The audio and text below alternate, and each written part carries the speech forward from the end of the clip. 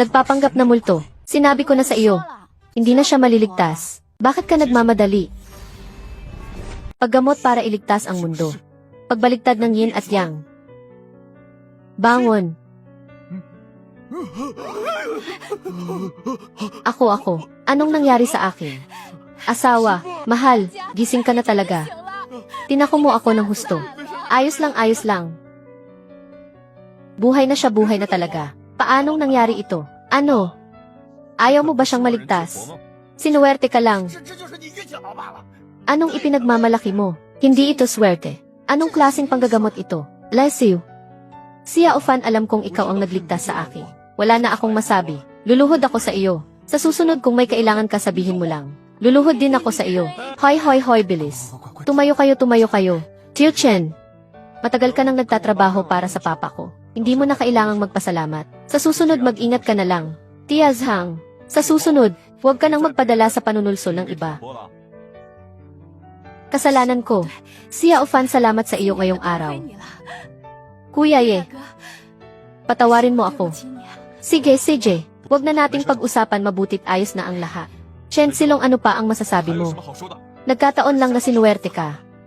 Akala ko pa naman pagkatapos makuha ang pera, makakakuha pa ako ng parte. Sayang naman, kasalanan lahat ito ni Yefan. Kung gayon mga Ginoo, Siya Ofan, mauna na kami. Salamat Siya Ofan, buti na lang nandyan ka. Kung hindi ngayong araw ako, hindi ko alam kung paano ito haharapin. Papa, huwag kang mag-alala. Nandito ako para akuin ang mga problema sa bahay. Mabuti lumaki na ang anak ko. Mahusay na doktor, tanggapin mo akong disipulo. Anong ginagawa mo, bitawan mo ako? Ayoko. Ang ganitong uri ng panggagamot na bumubuhay sa wala ng pag-asa. Ngayon lang ako nakakita. Mahusay na doktor, tanggapin mo akong disipulo. Wala akong oras ngayon para sa iyo. Makipag-away dito. Papa, tara na.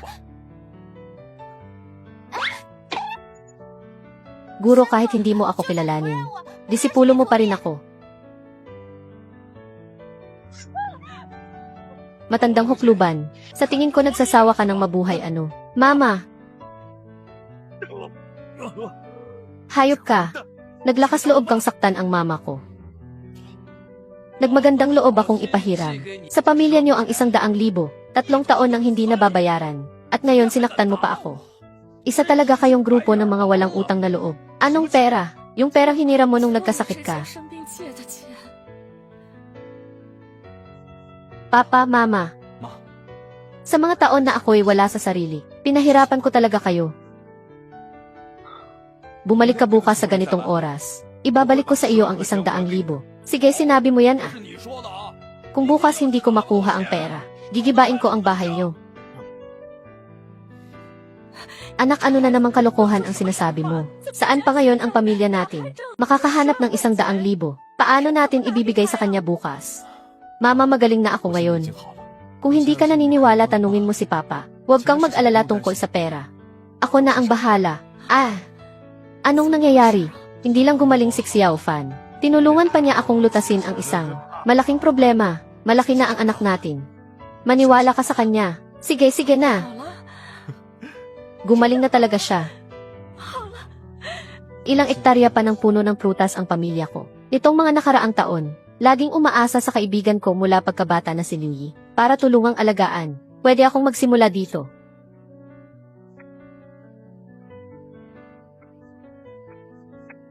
Ang mga peras na ito ay maliliit at mapakla. Hindi talaga mabenta sa magandang presyo. Tapos kailangan pa ng pera ni Kuya Yefan. Ano nang gagawin ko? Kaya kong gawing masarap ang mga peras. Kuya Yefan, dumating ka na pala. Matagal na tayong hindi nagkita. Nitong mga nakaraang taon, salamat sa iyo. Sa pag-aalaga sa taniman ng prutas ng aming pamilya. Magkasama tayong lumaki. Walang anuman iyon. Kuya Yefan, bakit ang tuloy-tuloy mo nang magsalita? Hindi ka nawala sa sarili. Nadulas ako dati. At naayos ang utak ko dahil sa pagkakabagsak. Talaga, napakaganda niyan. Sinabi mo kanina, na kaya mong gawing malaki at matamis ang mga peras. Paanong posible iyon? Kung hindi ka naniniwala, pustahan na lang tayo, ano sa tingin mo? Sige, pero kung matalo ka, kailangan mong tulad noong bata pa tayo. Maging kabayo ko. Ikaw talaga, paano naman kung ako ang manalo? Kung manalo ka, ako ay... Ano iyon? Magiging asawa mo ako.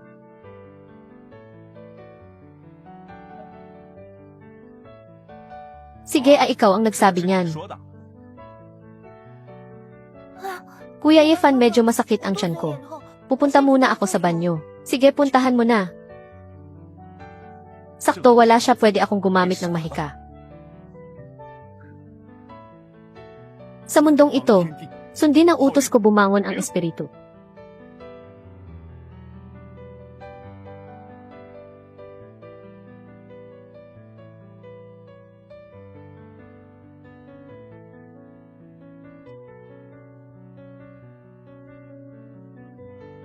Kuya Yefan, bumalik na ako. Paano mo balak gawin?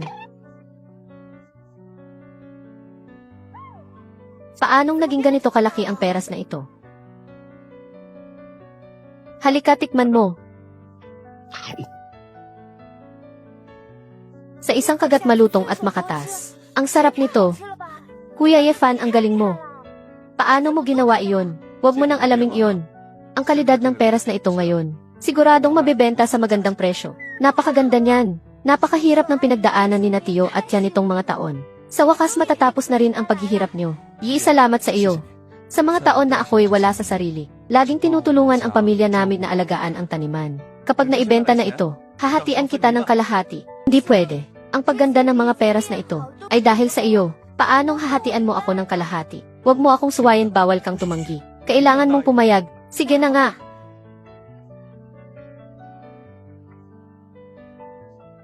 Kuya Yefan, nanalo ka.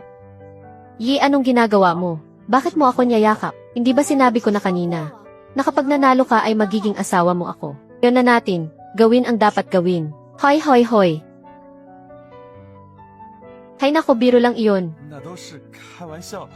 Pero sinabi mo kanina hahatian mo ako ng kalahati. Hindi ba iyon na ang dot ko? Anong dot? Sa susunod, tulungan mo na lang kaming alagaan ang taniman. Sige, kukuha ako ng 2 basket. Itong mga peras, pitasin natin at ibenta. Kahit kusang lumapit, ayaw mo pa. Sa tingin ko, Kuya Yefan, hindi pa rin magaling ang pagiging wala mo sa sarili.